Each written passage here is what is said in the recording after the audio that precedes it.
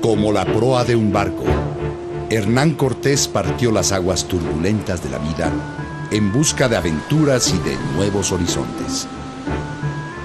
El destino lo colocó en la frontera de la mitología y de la historia. Él nunca supo que sería una leyenda. Cortés solo quería fortuna y poder. Fue un hombre polémico, valiente y miserable, cruel y bondadoso, noble y traidor. Como principal protagonista de la conquista de México, fue un gran estratega, un lúcido político y un hábil negociador. Su forma de vida fue la desconfianza. Con ella hizo amigos y enemigos. Repartió riqueza, mujeres y gloria. Además de la espada para conquistar a los hombres, Cortés llevaba la cruz para conquistar sus almas. Sus barcos fueron percibidos como grandes casas flotantes. El jinete con su caballo como un solo ser indivisible. Y Cortés fue confundido con un dios. Destruyó un imperio, pero sembró la semilla de una nueva nación.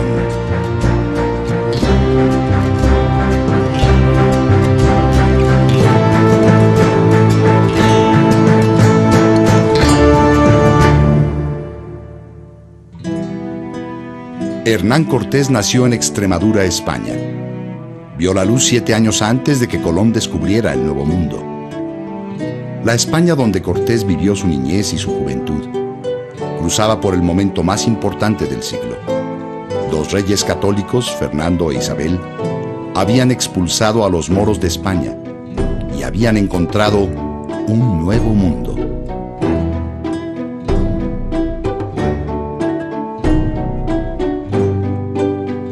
Sorprendidos porque la tierra era redonda, los europeos habían poblado con su imaginación el nuevo mundo, que invadieron de monstruos y seres fabulosos como las sirenas.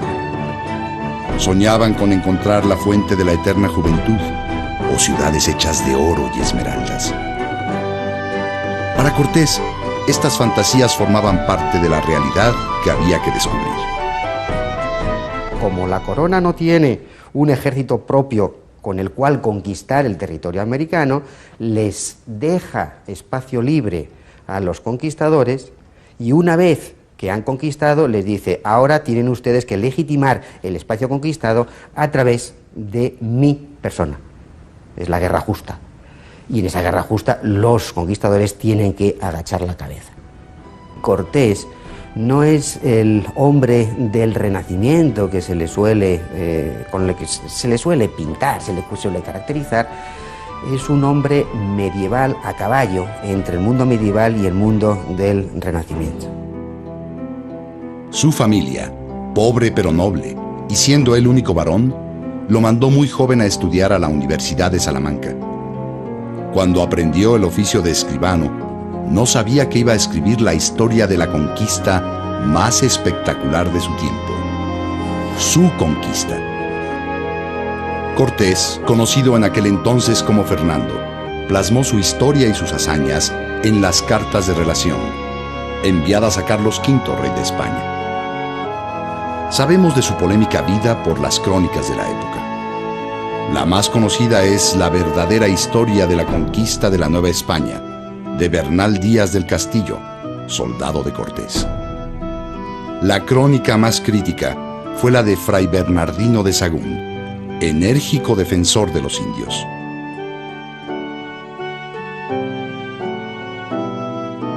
En ese momento había 2 grandes poderes, la religión y la monarquía. El poder de la Iglesia y una fe dogmática hacían de los españoles, que se llamaban a sí mismos cristianos, hombres temerosos de Dios, dispuestos a matar en su nombre. En nombre de Dios se justifica todo. Hasta mañana, si Dios quiere, ¿verdad? Y la Iglesia era muy fuerte entonces también, en España. Ahí está la Inquisición, ¿verdad? Cortés fue leal al rey y fiel a Dios. Su debilidad fueron las mujeres. Era un don Juan incorregible, perseguido por padres ofendidos o maridos despechados. A los 19 años de edad se embarcó en busca de riqueza y poder hacia el Nuevo Mundo, que todavía no se llamaba América. Así, sin saberlo, inició lo que sería la epopeya más grande de su tiempo. Cortés no viaja directamente desde Extremadura a la conquista de la Nueva España, sino que Cortés, como todos los conquistadores, viajan al Caribe y en el Caribe se aclimatan. ¿Qué quiere decir eso? Se aclimatan en cuanto a la geografía, en cuanto a la temperatura, pero se aclimatan también en cuanto a las enfermedades. Pero no solamente se aclimatan a nivel geográfico e inmunológico, sino que se aclimatan también en cuanto a las relaciones de poder y a las relaciones con las comunidades étnicas originarias del continente americano. A su llegada a Santo Domingo, Cortés ejerce el oficio de escribano y se inicia como ganadero, hasta que Diego Velázquez, futuro socio y enemigo de Cortés, lo invita a participar en la conquista de Cuba. Después de conquistar Cuba, tanto el gobernador Diego Velázquez como los conquistadores que lo habían acompañado tenían la ilusión de conquistar un lugar más grande, más rico, donde pudieran por fin acceder a esa vida de ocio y riquezas que creían merecer después de haber matado a tantos infieles. Y fue precisamente esa posibilidad la que se abrió con el descubrimiento de Yucatán y con pues, las noticias que empezaron a llegar de la existencia de una tierra muy rica, llena de ciudades y sobre todo llena de indios y de oro. Diego Velázquez había enviado 2 expediciones sin éxito a Yucatán. La última se creía perdida. Para ir en su busca designó a Hernán Cortés, a pesar de que ya se había enemistado con él. Como Cortés era uno de los conquistadores más ambiciosos en Cuba y también un posible rival de Diego Velázquez, pues le debe haber parecido conveniente enviar a su rival a un lugar donde quizá no lo molestaría tanto, porque había habido varios desencuentros con él, ¿no? En plenos preparativos del viaje, se confirma la noticia de que después de las islas estaba el reino más rico jamás encontrado. Cortés de inmediato supo lo que tenía que hacer: conquistar ese reino. Estas expediciones están financiadas normalmente por capitales genoveses, por capitales flamencos, por capitalistas en el sentido actual de la palabra, que apuestan sus ahorros, sus capitales, para tener, obviamente, unos réditos. Es una inversión como cualquier empresa. Por eso se llaman las empresas americanas y las empresas de conquista. Cortés, que durante 9 años en Cuba había reunido una buena fortuna, la invirtió toda en la empresa. Compró barcos, comida, pólvora, armas y caballos. Fue tan grande su inversión que sobrepasó por mucho la de Velázquez, su socio, quien al enterarse se molestó tanto que amenazó con detener la expedición. Ante la amenaza de Velázquez, Cortés zarpa. De varios puertos de Cuba en secreto, salen los barcos que se reunirán en San Antonio para continuar juntos hacia Yucatán. El emblema de Cortés decía: amigos, sigamos la cruz, que si tenemos fe, con esta señal venceremos. Los españoles creían que Yucatán y los otros puntos conocidos del continente eran islas, y que después de Yucatán encontrarían las Indias, el Oriente o un continente desconocido muy rico. Cortés también tenía la misión de buscar a los marineros que habían sobrevivido a un naufragio hacía 8 años y se creía que seguían con vida. A su llegada a Yucatán se entera que los mayas habitantes de la costa habían huido. Se habían ocultado por miedo a los españoles. Cuando encuentra a Jerónimo de Aguilar, que había escapado de los mayas, corrobora que más allá, en las montañas, estaba el gran imperio. Con entusiasmo renovado, Cortés da la orden de continuar. Aguilar, que había aprendido el idioma maya, sería útil intérprete.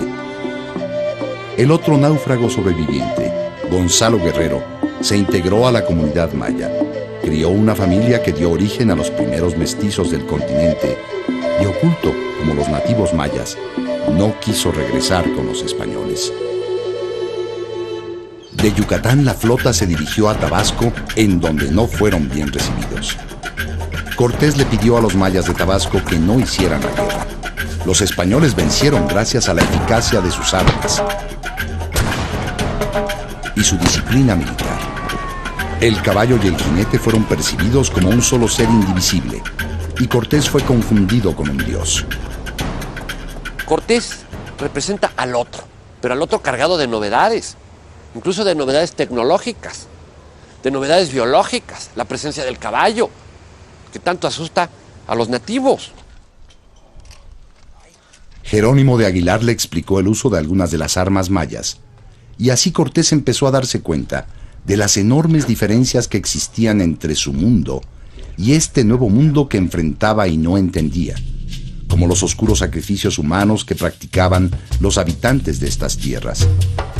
No podía concebir que mataran a un hombre para sacarle el corazón y ofrecérselo palpitante a sus dioses, solo por la esperanza de un nuevo amanecer. Otra de las costumbres que tenían era entregar un tributo como reconocimiento de su derrota. Les dieron 20 mujeres para que los sirvieran. Entre ellas venía Malinali, que sería bautizada como Marina y llamada por todos Malinche. Esta mujer de gran carácter y exótica belleza llegaría a ser un personaje clave en la conquista de México. Mediante el bautismo convirtieron a las mujeres al cristianismo para que dejaran de ser infieles y los españoles pudieran aspirar a relacionarse con ellas. Cortés las repartió entre su gente sin tomar ninguna para él. Con este gesto supo que premiando con equidad y desinterés a sus hombres, se ganaba su confianza. Pero todavía no sabía que siendo cruel y despiadado, se ganaría su temor y su respeto. Después de su primera victoria y la confirmación de la existencia del gran imperio azteca, con las 20 mujeres a bordo, sin saber bien a dónde se dirigía, Cortés continúa su viaje. Pero había alguien que sí sabía que Cortés y sus huestes se acercaban implacables. Moctezuma, el soberano del gran imperio azteca, estaba enterado de cada paso que daban, informado por su red de mensajeros que recorrían todo el territorio llevando noticias. En este lado del mundo aún desconocido para los españoles, existía un gran territorio ocupado por muchas culturas, cada una con sus propias costumbres, idioma, economía y fronteras. Casi todas estaban sometidas por los aztecas, también llamados mexicas, sociedad guerrera por excelencia, que mantenía su hegemonía desde Tenochtitlan por el poder de las armas y el terror de la muerte. Cortés deberá enfrentarlos y tendrá que hacer alianzas para lograr su objetivo.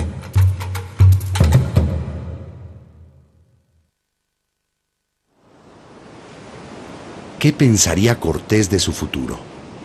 No era militar, no era hombre de mar, pero el destino lo había puesto ahí, surcando el mar frente a la costa de un mundo desconocido, al mando de un ejército y una flota en los que había invertido todas sus ilusiones y su fortuna. ¿Qué pensamientos cruzarían por la mente de la Malinche, sin futuro, paralizada porque viajaba en una gran casa impulsada por el viento, sorprendida por las extrañas costumbres de los invasores extranjeros y de su líder? ¿No bien habían llegado a Veracruz cuando una comitiva de Moctezuma, el soberano de los aztecas, va a su encuentro con regalos? Parecía una buena señal. Aguilar no entendía la lengua de los enviados. Estaban ante un serio dilema. ¿Cómo se entenderían con ellos? En ese momento de confusión, con enorme valentía, la Malinche, acercándose a Cortés, lo señala y dice en náhuatl, la lengua de los aztecas: es él al que buscan. La Malinche hablaba maya, la lengua que Aguilar entendía, y este traduce al español.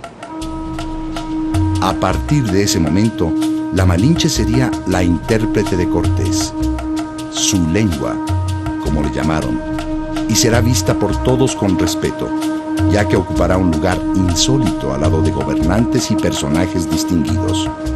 Sitio reservado para un hombre, no para una mujer. Cortés, con excepcional sagacidad y diplomacia, permite que le coloquen algunas de las prendas que traían como obsequio, a pesar del asombro y posiblemente el temor que sentía. Los obsequios que mandaba Moctezuma eran símbolos, atributos de la investidura de varios dioses, entre ellos Quetzalcóatl. Moctezuma, que conocía como gran sacerdote de Tenochtitlan, conocía las antiguas creencias, los mitos, sabía que algún día por Oriente iba a regresar Quetzalcóatl, que precisamente al huir de Tula se había incinerado y había desaparecido en la costa, por el Oriente. Entonces iba a regresar. Pero también había presagios funestos en los cuales se decía que iba a acabar ya el imperio con la llegada de estos dioses por el Oriente. Además de los regalos, la comitiva trae un mensaje: que se vayan, que no insistan en ir a Tenochtitlan. Al llegar a tierras totonacas, Cortés se da cuenta que se le recibe bien, que no hay hostilidad por parte de los totonacas, y este cambio lo hace pensar a qué se está debiendo, cuál es la situación que prevalece en Mesoamérica para que se dé un cambio tan marcado como este. Y evidentemente Mesoamérica en ese momento estaba controlada en buena medida por los aztecas del centro de México. Los aztecas tenían el control de más de 370 pueblos que le eran tributarios, entre ellos los totonacas, no así los mayas, de allí la actitud de unos y otros. Cortés percibe esto de inmediato y lo va a capitalizar para sus fines. Hace un arreglo con los totonacas en el cual les promete que va a liberarlos del yugo de los aztecas. Los mensajeros de Moctezuma no pierden tiempo para llevar la noticia. Los extranjeros tienen aliados. Algunos de los hombres, simpatizantes de Velázquez, intentan hacer un motín para regresar a Cuba. Cortés toma una brutal decisión. Detiene la sublevación ahorcando a los cabecillas y azotando a los marineros amotinados, y como castigo ejemplar, al piloto rebelde le corta los dedos de los pies. Para tener el control absoluto de sus tropas, mandó hundir sus naves. Sin embargo, la leyenda cuenta que las quemó. Así, de golpe, a los 34 años de edad, deja de ser el aventurero romántico para convertirse en el gran conquistador. Cuando era un adolescente, Cortés soñó que había de comer con trompetas o morir ahorcado. Sueño premonitorio de una futura vida de controversia. Yo creo que era un tipo con una gran intuición y con una gran intuición militar, como había pocos entonces, y desde luego con algo que ya no lo hay, que es que era muy atrevido. O sea, en sus expediciones él no envía unas gentes allá, él va delante y se la juega. Cortés y sus huestes avanzaron cruzando valles, montañas, ríos y bosques, pero aún faltaba lo más difícil: llegar a México Tenochtitlan. De Veracruz cruzaron por la cordillera hasta llegar a la planicie de Tlaxcala. Pero Tlaxcala tampoco quería subordinarse a los españoles, así que los recibieron en son de guerra. Cortés los convocó antes de la batalla a someterse a su dios y a su rey, pero no fue escuchado. Los tlaxcaltecas eran muchos más que los españoles. Murieron miles de ellos, 55 soldados españoles y un caballo. Cuando aún no terminaba la guerra, llega una nueva embajada de Moctezuma con el mismo mensaje: que no avancen a Tenochtitlan. Cortés estratégicamente invita a los emisarios de Moctezuma a presenciar la batalla desde su campamento. Ante la sospecha de unión entre aztecas y españoles, los tlaxcaltecas deciden hacer la paz con los extranjeros. Cortés logra convertir a sus enemigos en aliados. Cortés llega en un momento en que el odio hacia los mexicas está muy exacerbado. Si a esto añadimos que había algunos pueblos como los tlaxcaltecas, ¿no? La Confederación Tlaxcalteca, que albergaban un particular odio para los mexicas y no se habían doblegado a su dominio durante muchos años, podemos imaginarnos el efecto que tiene la aparición de Cortés y de sus tropas. El mensajero de Moctezuma corrió con la mala noticia.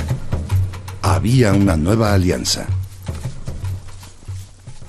Después de la conquista con la espada, vendría la conquista con la cruz, la conquista espiritual.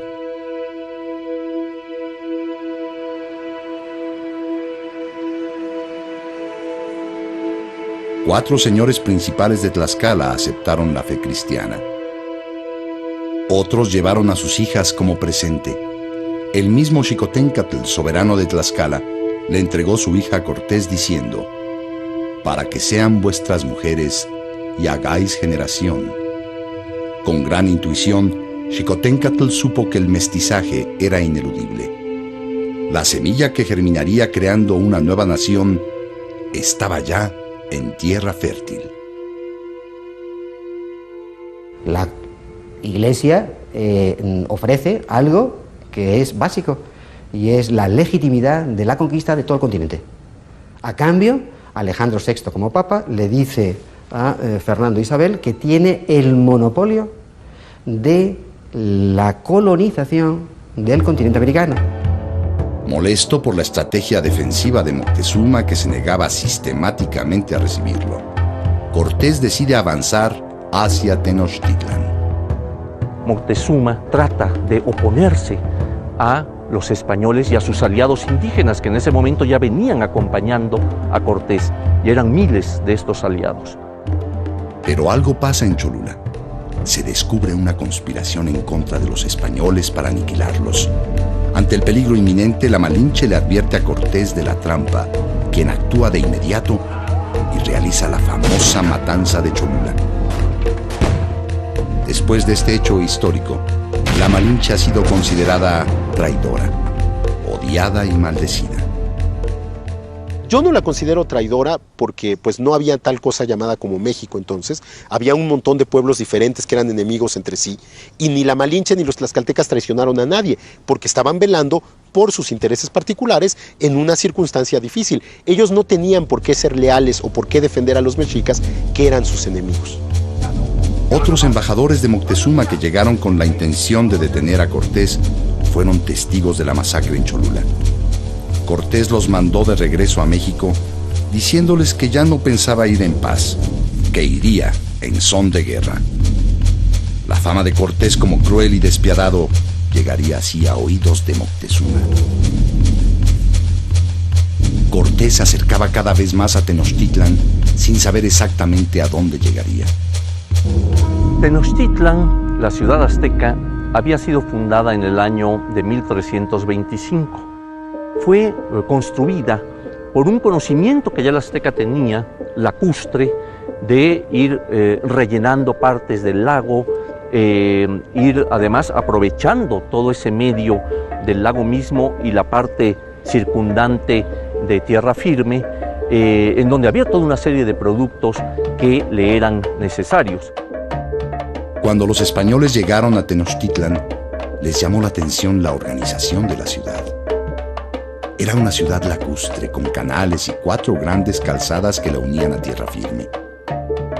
Pero cuando van a visitar el mercado de Tlatelolco, se quedan admirados por la gran cantidad de lenguas que se hablaban para intercambiar o vender productos. Cuando llega por la calzada de Iztapalapa, frente a una cosa completamente distinta a todo cuanto ha visto anteriormente, lo hace exclamar que una ciudad como esa no la habían visto ni en Constantinopla, los soldados. Cortés, inflexible, continúa su viaje. De nada sirvieron las embajadas con regalos, los mensajes, ni los caminos bloqueados. Finalmente, Moctezuma accede a recibir a Cortés. Cuando Cortés entra a la Ciudad de México, a México Tenochtitlan, tiene una estrategia muy clara, y es lograr que los mexicas se le sometan por la paz. Hay que entender que ya en el momento en que llega a la Ciudad de México, en noviembre de 1519, ya se ha aliado con la gente de Zempoala, los totonacas de Zempoala, se ha aliado con los tlaxcaltecas, realizó la matanza de Cholula, lo cual le ha dado un gran poder entre los indígenas y sobre todo provoca mucho miedo entre los indígenas, la capacidad esta de los españoles de matar indiscriminadamente, como lo hicieron en la matanza de Cholula. Y entonces tiene mucho poder de su lado y espera que con ese poder va a poder convencer a los mexicas de rendirse o de someterse pacíficamente a los españoles. Cuando Cortés se enteró que Moctezuma lo recibiría, dio la orden a sus hombres para que entraran a punto de guerra con las banderas desplegadas y que tocaran los tambores lo más fuerte que tuvieran. Esta estrategia habla del miedo que sentía Cortés al entrar al territorio enemigo. Sin embargo, envía un doble mensaje. Iba en son de paz, pero preparado para la guerra. Moctezuma sabía lo que había pasado en Cholula, por lo que iba al encuentro con el temor de que éste se convirtiera en una batalla. El soberano azteca recibe a Cortés con un amable gesto de bienvenida que oculta también un doble mensaje. Él también estaba preparado para la guerra.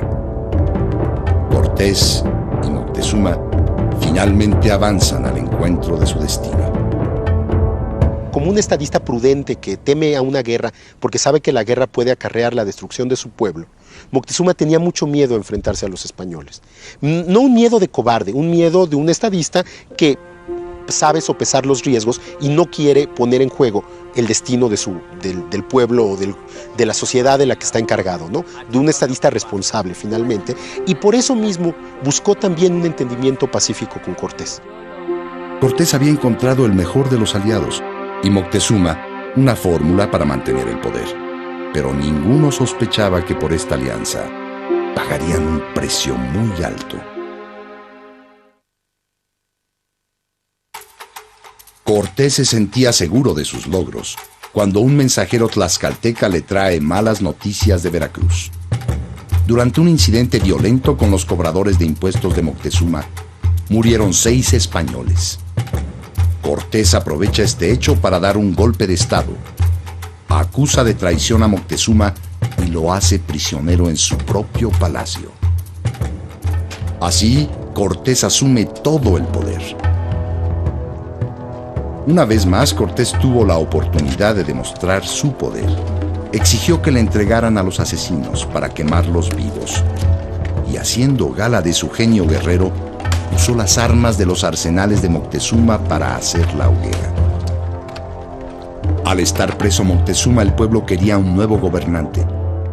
Moctezuma buscó la ayuda de Cortés para mantener su liderazgo. Cortés, que ya había conseguido la victoria sin derramar sangre, decidió apoyarlo. Juntos convocaron a los cabecillas inconformes y cuando llegaron a su presencia los apresaron. La noticia corrió. Moctezuma seguía siendo el soberano azteca. Moctezuma y los caciques leales a él juraron sometimiento a la Iglesia Católica y a Carlos V.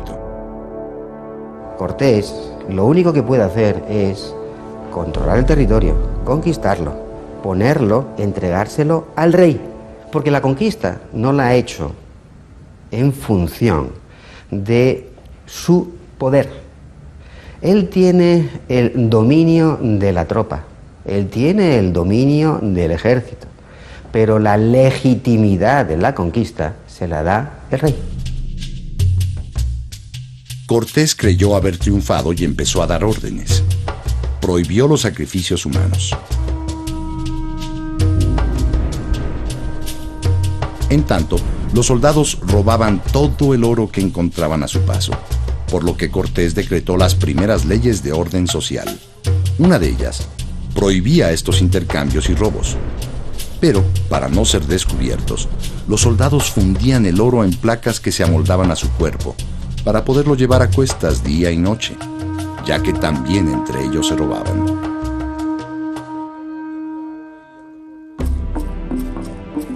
Preocupado por estar en una ciudad rodeada de agua, Cortés dedicó varias semanas a elaborar un mapa con todo detalle para poder planear estrategias de ataque o para huir. En este dibujo se ve el centro de Tenochtitlan, con su templo y las calzadas importantes. Este mapa se haría famoso por ser el primero que se conoce de México. Parte de la estrategia de huida era a través de la laguna, para lo cual construyó 4 bergantines. En uno de ellos, paseó a Moctezuma para que su pueblo viera cómo su soberano tenía un buen entendimiento y confianza con los invasores. Pero el pueblo estaba inquieto. Se decía que Cortés había hechizado a Moctezuma. Es en este tiempo, bajo la presión de Cortés, que se supone que Moctezuma cede sus dominios y señoríos a Carlos V. Cuando se creía que todo estaba en paz, Diego Velázquez, el antiguo socio de Cortés, mandó una flota de 18 naves con 800 hombres para apresarlo. De inmediato, Cortés viaja a enfrentar la amenaza, dejando en Tenochtitlan a su hombre de mayor confianza, Pedro de Alvarado, quien en su ausencia ordena matar a los participantes de una ceremonia azteca en el Templo Mayor. Desde la guerra de reconquista en la península ibérica, matar enemigos de la fe, de preferencia frente a su templo o dentro de su templo, había sido considerado una acción digna de los guerreros cristianos. Pedro de Alvarado justifica su acción basándose en el rumor de una posible conspiración en contra de los españoles. Y queriéndose comparar con Cortés, ordena la matanza. Se inician las acciones bélicas, sabemos cómo discurre todo este proceso histórico, cómo viene la matanza del Templo Mayor por Alvarado y finalmente cómo Moctezuma, prisionero, va a morir. La muerte de Moctezuma cambiaría el destino de la conquista. Su muerte, como la de muchos otros gobernantes, todavía es un misterio. El sueño de Cortés se derrumbó. La ilusión se desvaneció. Ahora tenía que correr por su vida.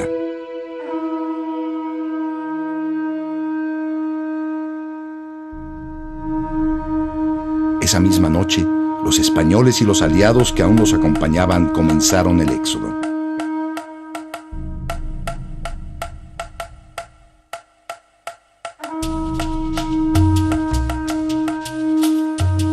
Todo iba bien hasta que llegaron a la parte más vulnerable de la calzada. Cientos de guerreros salieron por todos lados, por tierra y agua, para atacarlos ferozmente. Muchos españoles murieron, sobre todo los ambiciosos que habían cargado con más oro del que podían llevar. Y al cruzar por el agua y el fango, se hundieron siendo presas fáciles de los guerreros mexicas. Esa noche sería recordada como la noche triste. Cortés llora su derrota.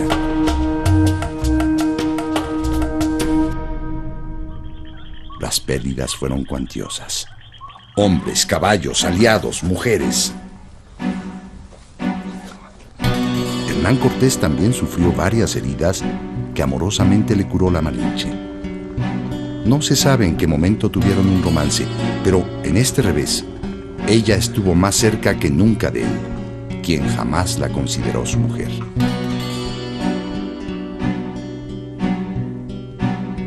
De pronto, los aztecas comenzaron a morir.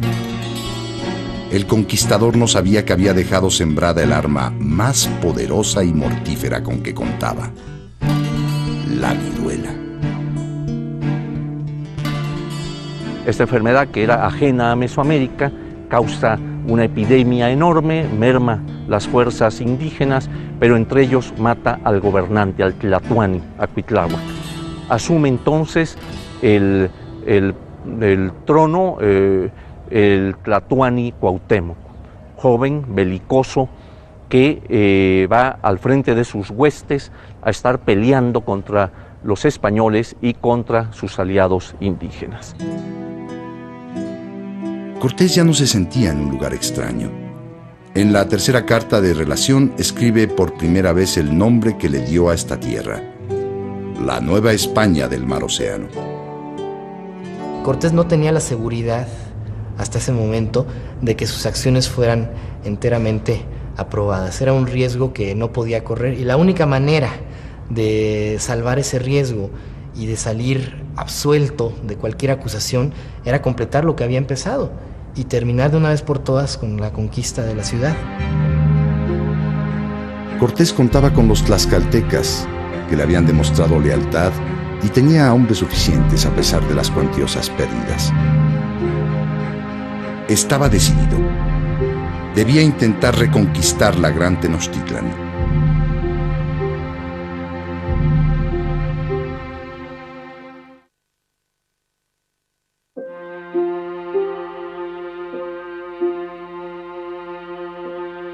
Para vencer a los aztecas, la estrategia era sitiar la ciudad por las calzadas de acceso, pero principalmente por el lago.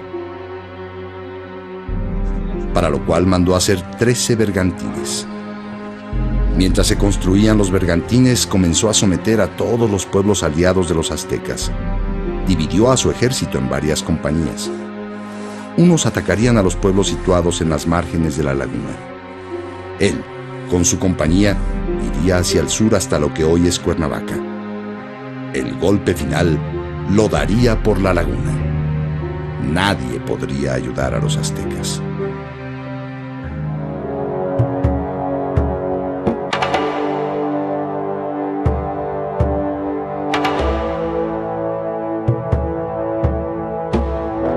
Toda comunicación fue cortada. Por la laguna los bergantines navegaron implacables. Ante la acometida de los bergantines, las canoas aztecas zozobraban fácilmente una a una, como nos cuenta Bernal Díaz del Castillo.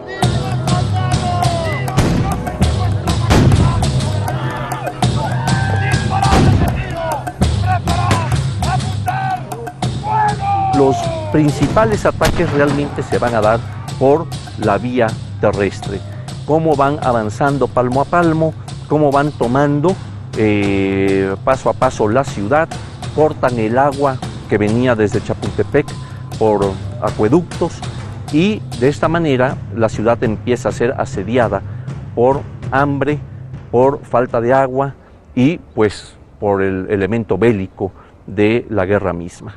Se nos señala cómo los combates eran tremendos, inclusive Cortés estuvo en una o dos ocasiones a punto de ser capturado. Recordemos que la táctica indígena era capturar al prisionero para ofrecerlo a los dioses, para ofrecerlo en sacrificio.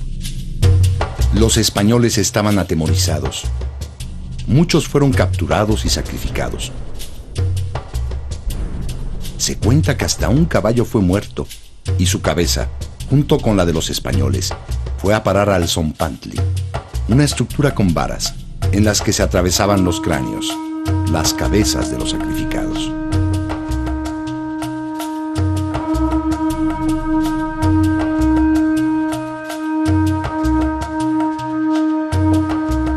Pero fueron muchos más los aztecas que murieron hambrientos, sedientos y enfermos de viruela. Cuando los españoles finalmente sitian México, en 1521, ya el sitio final de la ciudad, un sector importante de la población mexica se da cuenta que los mexicas ya están vencidos porque habían sido vencidos en lo político y que la resistencia militar no tiene sentido, que lo que hay que hacer es encontrar un pacto, firmar la paz con los españoles para evitar una masacre innecesaria de la población civil, y lo que hace Cuauhtémoc es ejecutar a todos los que piensan eso e imponer por la fuerza la solución militar. Cuauhtémoc intentó huir para mantener el imperio desde afuera, pero fue apresado. Con esta captura se marca el fin de la guerra. terminan los combates, la ciudad está totalmente destruida, las fuentes de agua de la ciudad han sido cegadas o son imbebibles, todo el terreno está lleno de cadáveres insepultos, mucha gente huye de la ciudad, los pocos habitantes que sobreviven al asedio lo hacen huyendo de la situación, a las poblaciones ribereñas, alimentándose con lo que encuentran. Es una situación verdaderamente trágica. Y los propios españoles no pueden vivir en ese lugar, en las condiciones en las que se encuentra. Y es por eso que, por lo menos temporalmente, el campamento y los reales de Cortés se asientan en Coyoacán. Gómara, el historiador que fue capellán de Cortés, escribió: ganó Hernán Cortés a México Tenochtitlan el martes 13 de agosto, año de 1521. El testimonio de Cortés dice: aquel día de la prisión de Cuauhtémoc y toma de la ciudad, nos fuimos al Real dando gracias a nuestro Señor por tan señalada merced y tan deseada victoria. El testimonio de Bernal Díaz del Castillo es más dramático. Llovió y relampagueó aquella tarde y hasta medianoche mucho más agua que otras veces. La visión de los aztecas quedó escrita en este poema. Y todo esto pasó con nosotros. Nosotros lo vimos, nosotros lo admiramos. Con esta lamentosa y triste suerte nos vimos angustiados. En los caminos yacen dardos rotos, los cabellos están esparcidos, destechadas están las casas, enrojecidos tienen sus muros. Gusanos pululan por calles y plazas, y en las paredes están salpicados los sesos. Rojas están las aguas, están como teñidas. Y cuando las bebimos es como si bebiéramos agua de salitre.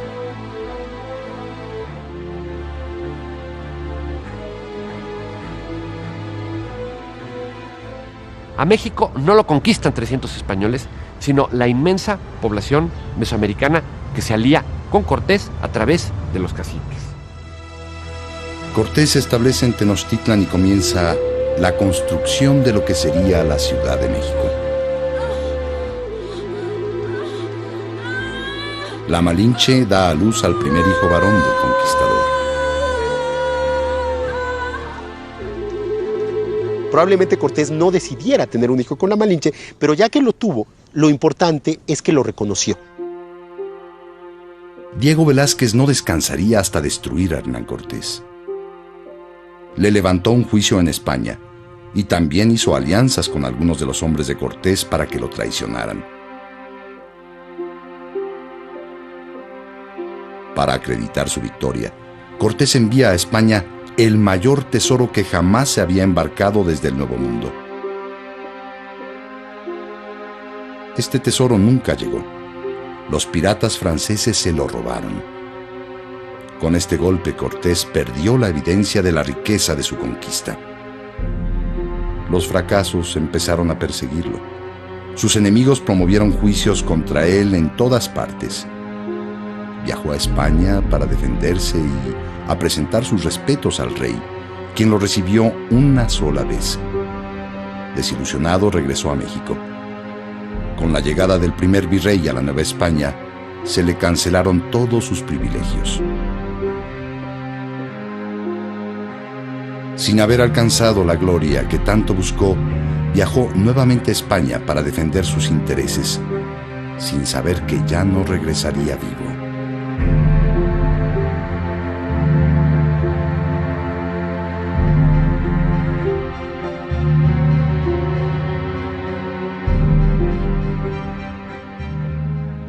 En el juicio de residencia, uno de los cargos que le aplican es precisamente el no haber querido demoler los templos antiguos.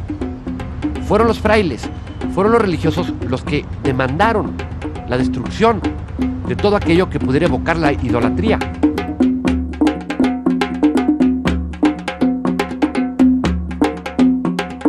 Yo creo que el verdadero valor de Hernán Cortés en la historia de México es el haber hecho las alianzas con los tlaxcaltecas, con la Malinche, con los pueblos indígenas que hizo, y el haber establecido un gobierno colonial que, por más que se basara en la violencia y que por más que hubiera sido resultado de una guerra atroz, porque la conquista fue, sin lugar a dudas, una guerra atroz, también fue un gobierno de consensos, de alianza y de negociación.